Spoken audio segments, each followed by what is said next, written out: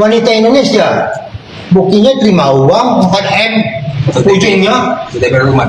Untuk DP rumah. Bukan Indonesia ya. Itu DP Ya rumah. sudahlah, kita tetap mendoakan kita, semoga sehat, semoga kuat dalam menghadapi putusan Majelis Hakim pada tanggal 28 Oktober 2025.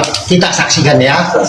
Bang, mungkin respon dari Dr. Reza Gladys dengan adanya tuntutan dari jaksa yang bisa dibilang 11 tahun untuk Nikita dan juga pleidoy Nikita yang sempat ditolak oleh jaksa. Gimana tuh Bang mungkin? Bahwa Reza Gladys sih prinsipnya dia mau hukuman berapa tahun terserah dia. Tapi yang penting sama dia dinyatakan terbukti bersalah. Itu aja inti sama dia. Tapi masalahnya hukuman berapa, dia juga mau ikut-ikutan, silahkan majelis hakim yang memutuskan. Tapi dia hanya menginginkan bahwa terdakwa dinyatakan terbukti bersalah, hanya itu. Ada teman? Oke. Terima kasih Bang. Terima kasih banyak. Terima kasih Bang.